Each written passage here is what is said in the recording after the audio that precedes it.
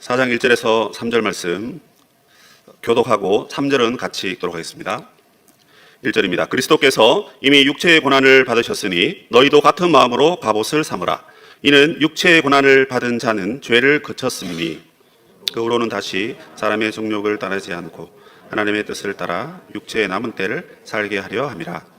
너희가 음란과 정욕과 술 취함과 방탕과 향락과 무법한 우상 숭배를 하여 이방인의 뜻을 따라 행한 것은 지나간 때로 족하니라. 아멘. 현재 우리는 사도신경을 공부하고 있습니다. 그 가운데 오늘은 예수님께서 고난받으신 이야기를 전하려고 합니다. 우리가 보통 이 메시지는 사순절 기간에 또 고난주일날 주로 듣는 말씀인데 이 흐름에 따라서 이 이야기를 오늘 전해야 될 것 같습니다. 여러분, 우리가 사도신경을 지금 왜 배우고 있죠?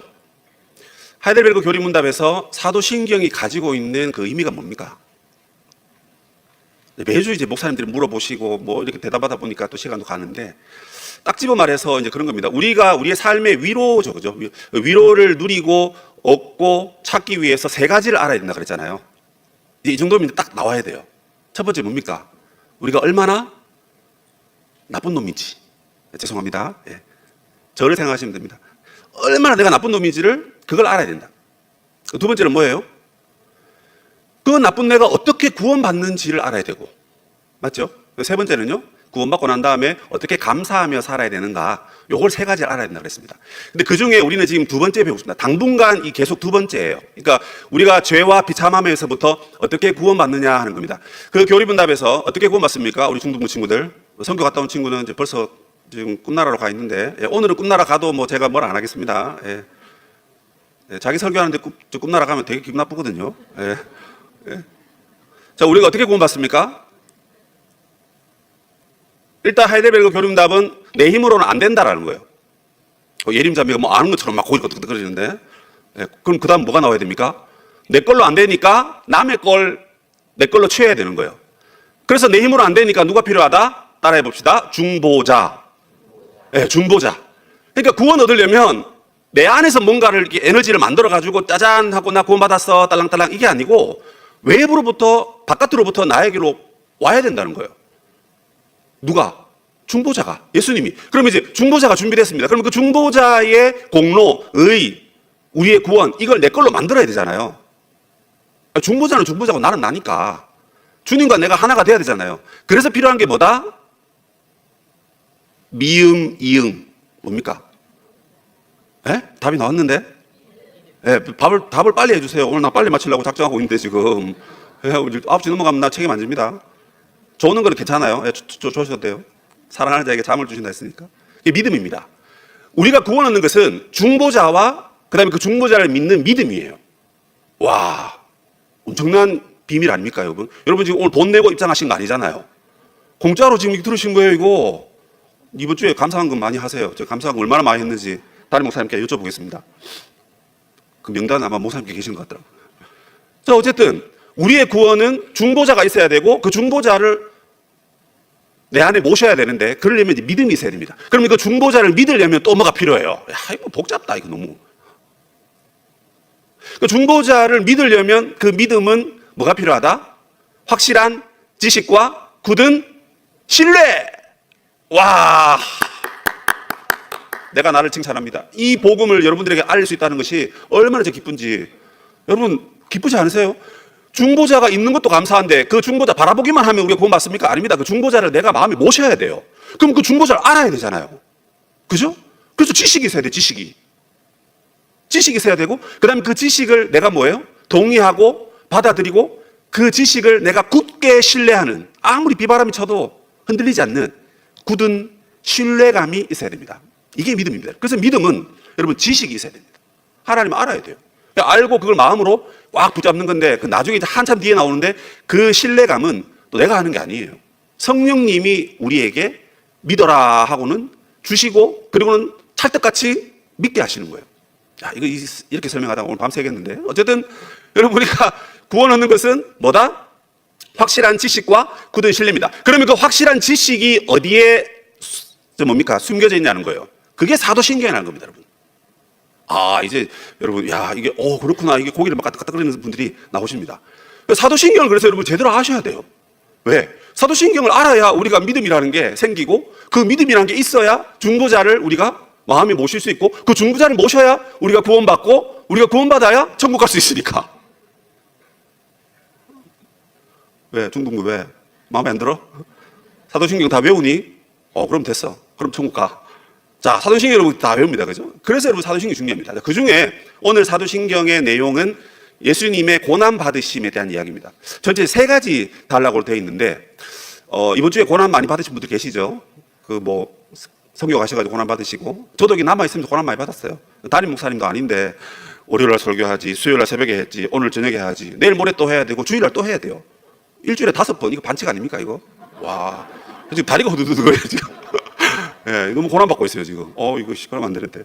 자, 어쨌든, 자, 사도신경의 예수님의 고난받으심인데, 그 첫 번째가 뭐냐면, 37문을 한번 띄워주시면, 그 문답을 한번 읽어보고, 제가 간략하게 한번 설명을 해보겠습니다. 자, 문제를 읽고, 제가 문제 읽으면 답을 읽으세요. 고난받으사라는 말로 당신은 무엇을 고백합니까? 사셨던 모든 기간에, 특히 생의 마지막 시기에, 모든 인류의 죄에 대한 하나님의 진노를 자신의 몸과 영혼에 짊어지셨습니다. 아멘. 자, 교리문답하고도 여러분 아멘 하는 그 습관을 가지셔야 됩니다. 자, 아멘 했고요. 첫 번째 이 37문에서 말하고 있는 고난의 의미에 대한 전반적인 얘기를 합니다. 그 첫 번째가 뭐냐면 예수님의 고난의 기간을 말하고 있어요. 여러분 2박 3일 가셔서 고생하셨고 저도 2박 3일 설교한다고 고생했는데 우리의 고생은 좀 짧은 기간입니다. 우리 중학교 친구들 학교 간다고 너무 고생하죠. 그죠? 맞죠? 끄떡이면 안 돼. 엄마가 보면 안 되니까. 눈빛으로 답해줘. 고난이에요. 고생이에요. 그런데 그런 고생들 시간 지나면 해결됩니다. 대학만 가봐. 너 자유야. 와, 그지? 얼마나 좋아. 그래서 고난이 있지만, 야, 저기만 가면 내가 이제 괜찮다. 여러분, 우리가 이 가연산 뒤에 올라가는데 20분만 하면 간다면서요. 아무도 저보고 가보자는 사람이 없어가지고 아직 제가 8개월 동안 한 번도 못 가봤는데, 그거 여러분 20분만 참으면, 와, 딴 세상이 보이네. 이렇게 되는 거 아닙니까? 그래서 고난이라는 것이 항상 이렇게 약간의 고난이 있고 그 뒤로는 이제 좋은 게 있는 것이 우리의 삶의 연속인 것 같아요. 그런데 예수님이 고난받으신 건요, 사도신경을 보면, 동정녀 마리아에게서 어떻게 합니까? 태어나고, 그 다음 뭐가 나옵니까? 바로 본디오 빌라도에게 고난을 받아서 이렇게 가버립니다. 그러니까 이거 뭐냐면, 요람에서 무덤까지 예수님은 고난의 기간을 가지셨다는 것입니다. 무슨 말입니까? 태어나면서부터 예수님이 십자가에 죽을 때까지 계속해서 고난의 연속이었다는 거예요. 여러분, 이거 우리가 이해가 됩니까? 이해하기 어렵습니다. 만약 여러분들에게 계속 누군가가 고난을 준다면, 당장이라도 난리 나지 않겠어요? 그죠? 경찰에 신고한다든지, 아니면 가서 막 싸운다든지, 막 고소하고, 그러지 않겠습니까? 근데 예수님의 고난이 이렇게 길게 되어 있어요. 그럼 중간에는요, 아무것도 없습니다. 예수님이 태어나시고, 고난, 그 다음에 십자가 얘기인데, 중간에 예수님이 사역하신 내용이 빠져 있어요. 그 사역은 이제 가르치시고, 고치시고, 귀신을 그죠? 쫓아내시고, 모든 걸 회복하게 하신 사역이잖아요. 그 빠져 있습니다. 그 사도신경이 왜 빠져 있냐? 그것도 중요하지만, 예수님의 사역에 있어서 정말 중요한 것은 예수님의 고난이다 하는 것을 설명하기 위해서, 그 중간의 것을 빼고, 태어나시고, 고난받으사로 바로 연결을 시키는 것입니다. 그 예수님이 받으신 고난은 어떤 고난입니까? 오늘 문답해 보니까 육체적 고난과 영적 고난이 있다고 그랬습니다. 먼저 육체적 고난이라는 건 뭐냐면 예수님이 자신이 율법 아래에 태어나셨다는 거예요. 근데 예수님이 여러분 율법의 시작이고 마침이십니다. 예수님이 하나님의 말씀이시잖아요. 태초에 말씀이 계시니라. 이 말씀은 곧 하나님이시니. 그죠? 이 말씀이 하나님과 함께 계셨다. 그리고 이 말씀을 영접하는 자, 곧 그 이름을 믿는 자들에게는 무엇을 주셨다? 하나님의 자녀가 되는 권세를 주시고 이렇게 쭉 나가는데 그 말씀이 가만 보니까 예수님이야. 그 예수님이 말씀이시고 예수님 말씀하셨고 예수님이 말씀을 완성하러 오셨는데 자신이 율법 아래 나셨다. 그 말은 태어나셔서 난지 8일 만에 할례를 행하시고 40일 만에 결례를 행하시고 그 외 무수한 613가지의 율법을 다 지키시면서 그렇게 매여서 사셨다는 겁니다. 어디 그것뿐입니까? 예수님이 태어나시면서부터 가난을 얼마나 당하셨습니까? 그죠? 편안히 주무시지 못하시고 맛있는 것도 잘 못 드시고 그래서 궁핍함과 목마름과 줄이심 등등 여러 가지를 육체적으로 당하셨어요. 그리고 사람과의 관계 속에서 모든 조롱과 비방과 멸시 또 심지어 신성모독죄까지 덮었었지 않습니까? 예수님이 하나님이신데 신성모독이 아닌데 내가 하나님이고 내가 하나님의 아들이다.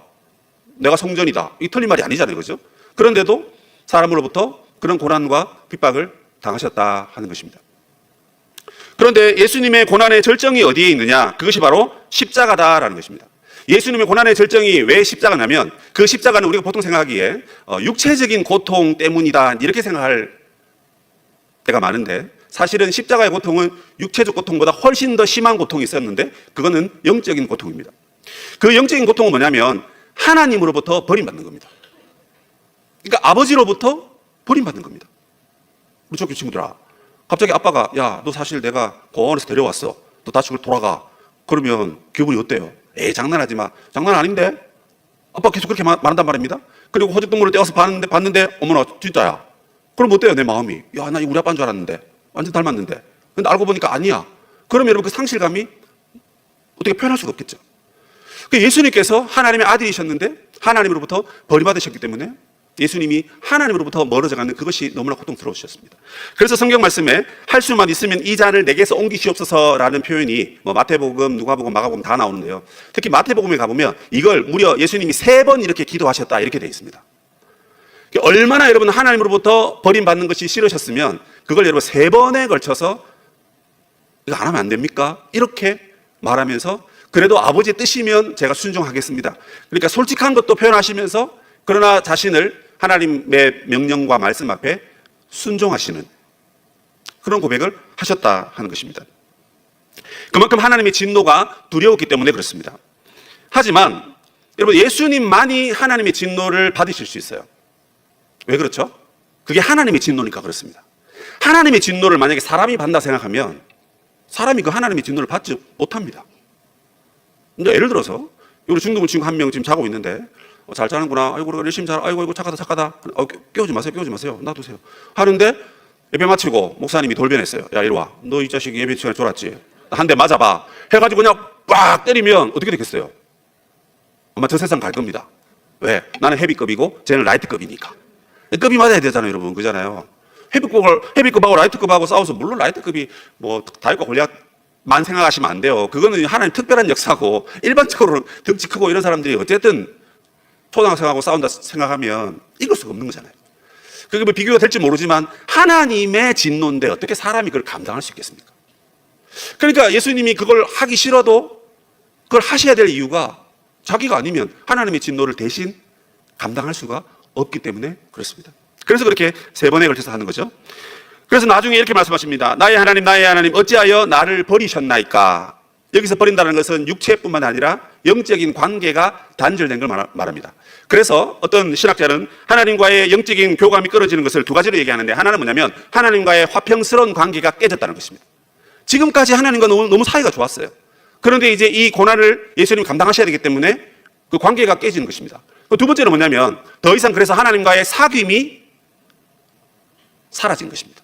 관계도 깨지고 다시금 교제하고 사귈 수 있는 그런 관계의 끈조차 상실된 거죠. 그래서 이제 다음 주에 나올 건데 지옥에 내려가고 하는 그런 표현들이 하나님과 완전히 단절된 그 예수님의 고난을 이야기하고 있는 것입니다. 그러면서 예수님의 고난을 또 표현하기를 화목제물이다 이런 표현을 쓰고 있습니다. 37문 다시 한번 좀 띄워주시면요. 그 예수님의 고난의 기간을 말했고 영과 그 다음에 육의 고난을 말했고 그 다음 뭐예요? 저긴 없네요. 화목제물이라는 단어가 나오는데 그 화목제물은 뭐냐면 하나님과 우리 사이가 이제 하나님의 진노 때문에 관계가 깨졌습니다. 그럼 이걸 화목하게 해야 됩니다. 그래서 드리는 제사가 화목제입니다. 그런데 이 화목제를 왜 드려야 되냐면 하나님의 진노를 우리가 누그러뜨려야 되기 때문에 그렇습니다. 하나님의 진노를 감당해야 되기 때문에 그 누군가가 화목제물로 드려져야 되는 거죠. 그런데 이 대목에서 사람들이 하나님의 진노에 대해서 듣기 싫어합니다.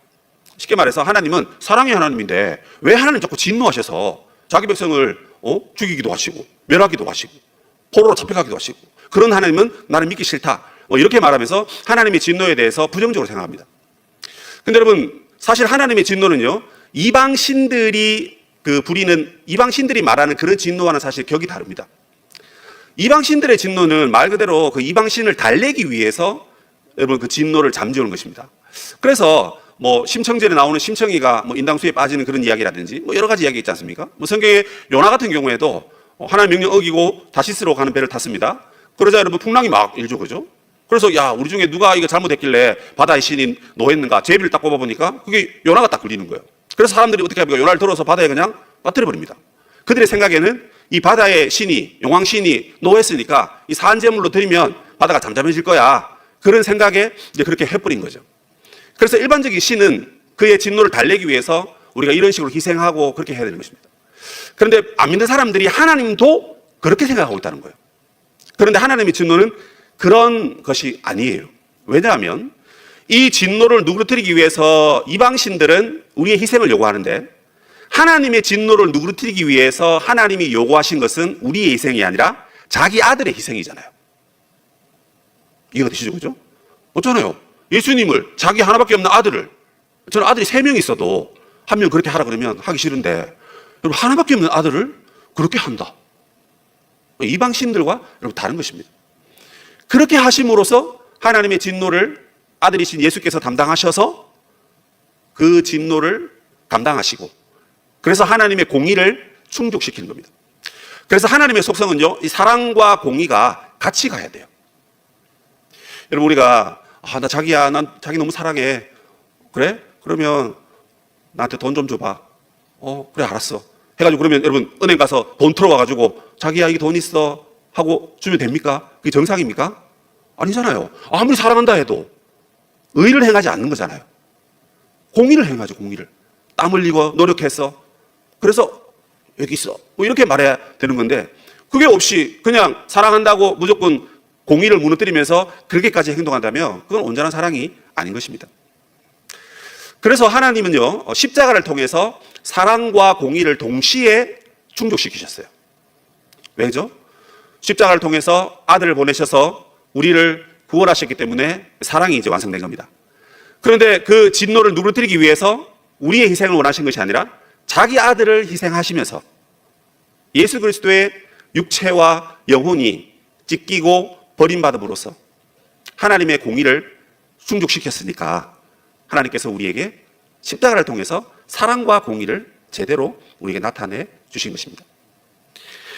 하나님께서 이렇게 자기 아들을 십자가의 사랑과 공의의 자리에 내놓으신 이유는 뭐냐면 우리를 사랑해서 그렇습니다. 우리를 향한 연민 때문에 그렇고요. 그리고 우리와 하나님 사이를 자꾸 떼어놓으려는 그 사단의 공격에 하나님께서 원수를 갚으시기 위해서 십자가를 통해서 저와 여러분에게 그 구원의 은혜를 허락하셨다 하는 것입니다. 그래서 예수님의 고난의 의미를 생각할 때 그 기간과 그 다음 고난의 정점이 십자가이고 그리고 육체와 영혼의 버림 그리고 화목제물이 되심 이 모든 것이 우리를 사랑하고 우리를 구원하기 위해서 그렇게 하셨다. 이것을 여러분 우리가 지식으로 동의하고 받아들여야 된다는 것입니다. 자, 그럼 두 번째로 넘어가 보겠습니다. 38문을 한번 띄워봐 주시면 두 번째는 본디오 빌라도 이야기가 나옵니다. 자, 그분은 왜 재판장 본디오 빌라도 아래에서 고난을 받으셨습니까? 그리스도는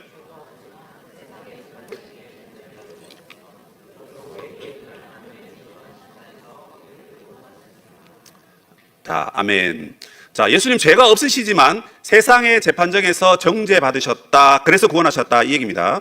자, 예수님의 그 재판 받으시면요. 마태복음과 사복음서에 보면 그날 밤에 정신없이 받으셨습니다.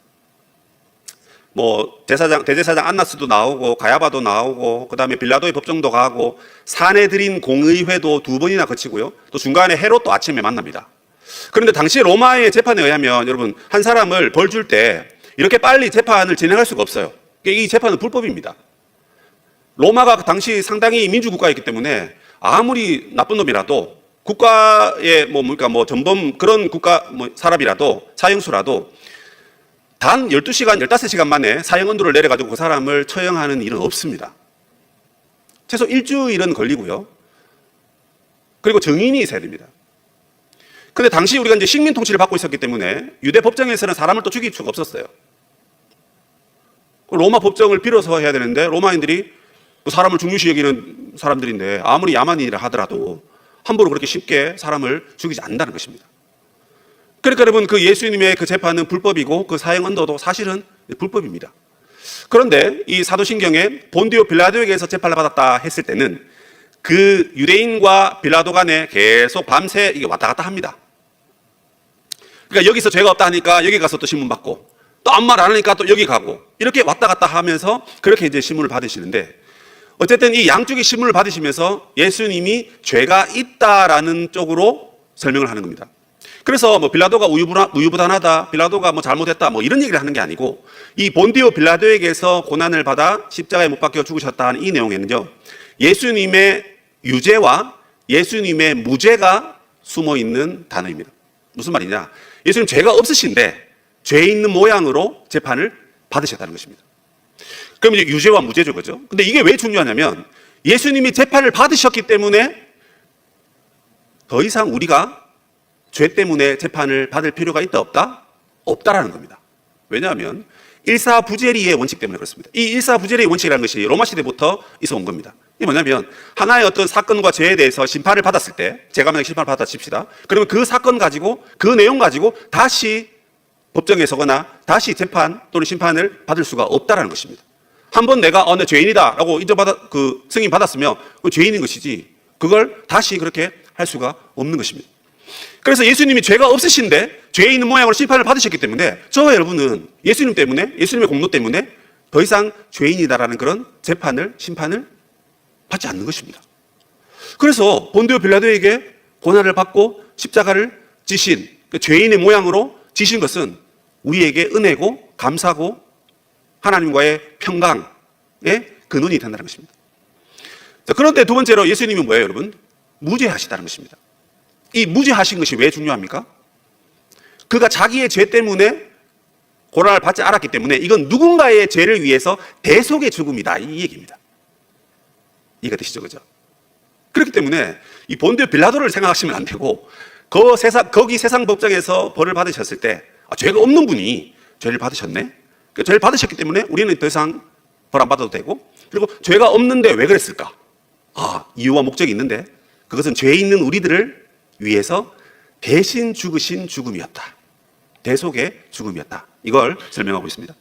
그리고 마지막 39번을 보여주시면 이제 이 십자가에 못 박히심의 그 의미를 말하고 있습니다. 그 의미가 무엇입니까? 그리스도께서 십자가에 못 박히심은 달리 돌아가신 것보다 특별한 의미가 있습니까? 답, 그렇습니다. 십자가에 달린 자는 하나님의 저주를 받은 자이므로 그가 십자가에 달리심은 내게 임한 저주를 대신 받은 것이라고 나는 확신하게 됩니다. 아멘. 자, 십자가에 달린 자는 무엇을 받았다? 하나님의 저주를 받았다, 이렇게 되어 있습니다. 이 구절은 신명기 말씀과 갈라디아서 3장 13절 말씀에 정확하게 표현하고 있는데, 구약성경에 보면 큰 죄에 해당하는 사람을 일단 즉결 심판을 하죠, 그렇죠? 그 21장에 가보면 뭐라고 나오냐면, 부모님을 욕보인 자를 즉결 심판합니다. 그래서 성문 앞에서 그 사람을 돌로 쳐 죽입니다. 그리고 어떻게 합니까? 성문 밖에 그 사람을 해가 질 때까지 나무에 매달아 놓습니다. 그러니까 이 벌 내린 것을 이 진영 안에 두지 않고 바깥에 두는 것은, 이 진영 안에 이제 거룩하고 존귀한 곳인데 이 시체가 있으면 안 되니까 우리가 벌 준 그 사람을 이제 바깥으로 내쫓는다, 이제 그런 의미가 있고, 그다음 바깥에서 하나님 보시고 우리도 이렇게 심판했으니까 하나님도 그 사람을 심판하시고 벌 내려주시고 저주를 내려주십시오. 그런 의미에서 나무에 매달아 놓았습니다. 사도 바울이 다메섹 도상으로 가는 길에 예수님을 만났습니다. 그리고 내가 핍박하는 예수님이 우리의 구원자라고 하는 그 어떤 확신을 갖고 난 다음에 다시 아라비아 광야로 들어가서 한 3년 정도 모세오경을 들고 가서 열심히 말씀을 연구를 했습니다. 연구를 해보니까 나무에 달린 자가 구약에 저주를 받았다 했는데, 예수님께서 나무로 만든 그 십자가에 달려 돌아가신 것이 자기 죄 때문에, 자기가 하나님의 아들이라 그러고 성전을 내가 다시 짓겠다 그러고 그래서 신성 모독했기 때문에 자기 죄로 죽은 줄 알았는데, 말씀을 다시 보니까 자기 죄가 아니더라는 것입니다. 우리를 위하여, 나를 위하여, 우리가 받아야 될 그 저주를 예수님이 대신 받으셨더라 하는 것입니다. 그걸 깨닫고 와가지고 갈라디아서 3장 13절에 예수님이 십자가에 달리신 것은, 나무에 달리신 것은 내 죄 때문이다, 우리 죄 때문이다. 우리를 대속하기 위해서 내가 받아야 될 그 고난을 주님이 대신 당하셨다, 이렇게 기록을 하고 있는 것입니다. 그래서 십자가의 이 마지막 이 의미는요, 뭐 다른 형벌로 죽을 수도 있겠죠. 그런데 특별히 왜 십자가인가? 그것은 우리의 죄값을 예수님이 대신 당하셨는데 저주를 받으셨기 때문에 그렇다 하는 것입니다. 그 저주 받은 것이 얼마나 여러분 끔찍하냐면, 여러분 예수님이 운명하실 때 해가 빛을 잃었다, 이렇게 말합니다, 성경이. 해가 빛을 잃었다고. 그러니까 온 세상이 어둠 가운데 임했다는 것입니다. 있었다는 것입니다. 그만큼 여러분 저주라는 것은 무서운 것입니다. 그런데 우리의 죄가 우리를 저주해야 되는데 주님이 그것을 당하셨으니 이것 또한 얼마나 감사하고 감격스러운 일입니까? 그가 대신해서 우리를 위해 저주를 받으셨기 때문에 우리의 모든 연약함을 이제 아시고 함께 고생하시고 함께 우리의 마음을 헤아려 주시는 그 주님을 우리 십자가에서 만날 수가 있는 것입니다. 오늘 말씀을 정리하면 여러분 우리가 이 예수님의 십자가를 통해서 알아야 될 것은 여러 가지 지식 중에 주님이 왜 이렇게 십자가의 고난을 당하셨느냐, 그것은 우리의 위로 때문이다 하는 것입니다. 이 하이델베르그 교리 문답의 지식이 왜 필요하냐, 이 교리가 왜 필요하냐는 거예요. 당장 뭐 돈이 되고 쌀이 되고 밥이 되는 것도 아닌데 이 교리가 왜 필요하냐는 거예요. 돈이 되고 쌀이 되는 것은 여러분 하루 밥 먹으면 배부르고 돈 있으면 돈 떨어지기 전까지는 우리에게 만족과 위로를 주겠죠. 그러나 우리의 영혼이 만약에 이 땅을 떠났을 때 사나 죽으나 우리에게 위로가 되는 것은 뭐냐? 그것은 예수님의 고난 때문에 우리가 위로를 받았다 하는 것입니다. 2주 전에 우리 아이가 갑자기 경기를 일으켜가지고 애가 아침에 숨을 안 쉬는 거예요. 그래서 뭐 난리가 났습니다. 뭐 어떻게 해야 되냐, 뭐 뉴그로병원에 가야 되느냐, 어디 가야 되냐, 인공호흡 해보고요, 막 난리를 쳤습니다. 그래서 일산까지 갔어요. 갔는데 또 그날은 의사들이 다 뭐 MT를 갔다네요. 그래가지고 서울의 아사병원까지 막 35분 만에 앰뷸런스 타고 미국을 가는데 일산 도착하는데 애가 숨이 넘어가는데 바로 이제 인공호흡 뭡니까 콧줄 꼽고 이래가지고 애가 이제 숨이 다시 회복됐어요. 제가 그때 이 아이를 11년 정도 이제 장애 아이를 이제 키우고 기르면서 저랑 이제 집사람이 또 고생하고 그러면서 아이고 하면서 그래도 그렇게 살았는데 이번에 진짜 애가 숨이 넘어가니까 여러분 이게 이러다 애가 죽겠구나 하면서 제 마음에 얼마나 이게 고통이 오는지 쓰라린지 눈물이 흐르는지 말을 못하겠더라고요. 그런데 여러분 이 오늘 말씀 보니까 그런 우리의 모든 고난과 어려움과 역경과 아픔을 주님이 다 알고 있다는 것입니다. 그게 여러분 우리의 연약함을 주님이 체휼하신다는 것입니다. 그러니까 너의 아픔을 내가 다 알고 있다는 것입니다. 여러분 우리가 고난 당하면 그 주위에 뭐 사람이 없거나 그죠? 또 주님마저도 어떻게 나 이 고난에 왜 아무 응답이 없으시냐고 그저 주님 앞에 원망스러운 말을 하고 싶고 또 내 마음 가운데 뭐 긍정적인 말이 안 나오잖아요. 저도 그랬습니다. 한 4, 5년 동안 하나님 앞에 계속 원망한 것 같아요. 남들이 보면 와 진짜 열심히 기도한다 이랬는데 앉아가지고 맨날 새벽에 원망하는 기도밖에 안 했습니다. 하나님 왜 이러면서. 근데 시간이 쭉 지나고 나와 비슷한 처지에 있는 사람들 만나고 나보다 더 어려운 사람들 또 어떤 그런 개인적인 슬픔과 어려움이 있는 사람들을 보는데 하나님이 다 알고 있다. 나도 그거 당해봤다. 나도 네가 당하는 아픔을 내 아들을 보내면서까지 다 느꼈다. 내가 너희들에게 은혜의 말씀을 주고 날마다 나에게로 다가오라고 내가 너희를 붙잡아 주겠다 그렇게 말하는데도 너희들 나를 배신했지 않느냐. 그래도 난 너희들을 버리지 아니하고 끝까지 기다리고 참는다. 끝까지 인내한다. 그런 주님의 마음이 계속 주시더라고요. 그래서 여러분 이 고난의 메시지가 우리에게 듣기 싫은 메시지가 아니라 이것이 진정 우리에게 위로가 된다는 것입니다. 그래서 여러분이 질병으로 고통당하시든 물질로 고통당하시든 또 인간관계 때문에 고통을 당하시고 또 직장이 또 가정이 여러분 사회생활 가운데 교우들과의 관계 속에서 참 많은 어려움들이 있을 것입니다. 그걸 뭐 제가 슈퍼맨이라면 여러분 찾아가서 다 해결해 드릴 수 있겠지만 저도 사람인걸요. 저도 제 문제 때문에 힘들어하고 아파하고 그런 인생인데 각자가 가지고 있는 그 모든 고난 가운데 주님이 이미 다 아시고 우리의 고난에 함께 동참하고 계신다는 것입니다. 그래서 이 고난의 메시지는 우리에게 먼저 위로를 주신다는 것입니다. 그리고 또 하나는 뭐냐면 이 고난의 메시지가 오히려 우리에게 또 소망이 되는 거예요. 그래서 왜요? 이 땅의 고난은 장차 우리에게 주실 하나님의 영광과 좋게 비교할 수 없기 때문에 그렇습니다. 그래서 고난 가운데 위로를 받아야 되고요. 고난 가운데 또 소망을 가지고 살아가야 됩니다. 그래서 오늘 우리가 읽었던 이 베드로전서 4장 말씀을 통해서 저와 여러분에게 하나님이 말씀하시는 것 같습니다. 그 말씀을 보시면 이렇게 되어 있습니다. 예수님께서 이미 육체의 고난을 받으셨으니 너도 같은 마음으로 갑옷을 삼으라 이렇게 되어 있어요. 예수님이 고난 당하셨는데 우리를 위한 고난이라는 것입니다. 그래서 우리가 이 땅을 살아갈 때 고난이 다가오고 어려움이 다가오고 힘듦이 있을 때 그 예수님의 고난 받으신 그 메시지, 그 사건을 우리의 갑옷으로 삼으라는 겁니다. 무슨 말입니까? 그 갑옷 입고 나가서 꿋꿋하게 살아가라는 것입니다. 그래서 고난을 피하려 하지 말고 그 고난을 받을 때 주님을 묵상하고 주님과 동행하고 또 주님의 갑옷을 우리가 입고 나가니까 여러분 그 고난을 이기게 하시는 것입니다. 그래서 그 말씀에 다시 사람의 정욕을 따르지 아니하고 하나님의 뜻을 따라 육체의 남은 때를 살려 하려 함이라 이렇게 되어 있습니다. 예수님의 고난이 왜 우리에게 필요한가?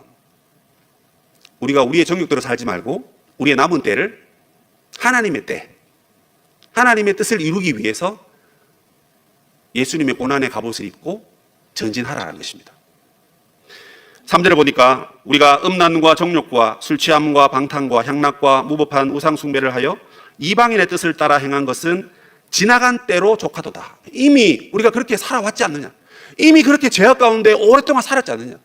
그러면 이제는 그것을 그치고 예수 그리스도로 갑옷을 입고 주님의 고난에 동참함으로 위로와 소망을 가지고 꿋꿋하게 우리의 삶을 살아가자 하는 것입니다. 그러므로 여러분, 오늘 우리가 어떤 고난에 있는지 여러분 우리 자신을 한번 잘 돌아보면 좋겠습니다. 주님, 저는 이런 고난에 있고 이런 아픔 가운데 있고 이런 슬픔 가운데 있습니다. 주님, 그 가운데 그걸 피하려고 했고 그게 지나가길 바랐고 그게 없었으면 좋겠다 이런 생각을 하고 살았던 저희들인데, 주님 오늘 말씀에 너희도 같은 마음으로 갑옷을 삼으라. 주님을 본받으라는 뜻이고요. 주님의 그 고난 받으심을 덧입고 우리의 삶의 자리에서 살아내라는 것입니다. 그 고난을 이기려면 여러분 빨리 천국 가는 것밖에 답이 없습니다. 우리 친구들 공부하는 게 힘들죠, 그죠? 너무 힘들죠, 그죠? 힘들어, 맞죠, 그죠? 그거 안 하려면 어떻게 해야 돼요? 빨리 나이를 먹으면 됩니까? 빨리 나이가 먹어집니까? 안 되죠, 그죠? 그럼 어떻게 해야 됩니까? 빨리 천국 가면 되죠, 그죠? 빨리 천국 갈 수 있어요? 불러야 가지. 내가 가면 안 되잖아. 부르셔야 가지. 그럼 어떻게 해? 그 고난의 때를 주님 의지함으로 살아내야 돼. 버텨야 돼. 우리 친구들이 이렇게 살아내면 우리 어른들은 당연히 살아낼 수 있을 것 같아요. 그러므로 여러분 같은 마음으로 예수 그리스도의 갑옷을 입고 고난을 묵상하고 고난을 붙잡고 고난이 이기나 내가 이기나 한번 해보자. 예수님도 당하셨는데 하고는 호빵기 빡 끼면서 우리가 살아가야 할 길을 꿋꿋하게 여러분 살아가시고 전진하시면 됩니다. 그 길을 쭉 가시다 보면 그 끝에 주님이 기다리고 계시고 오냐 수고했다. 이제 내 품에 안겨라. 수고하고 무거운 짐진 자들아 다 내게로 와라. 내가 너희를 쉬게 하리라 하신 그 음성을 들을 때까지 여러분 우리가 고난당하지만 끝까지 승리하시는 우리 성도님 되시기를 주님의 이름으로 축복합니다. 아멘.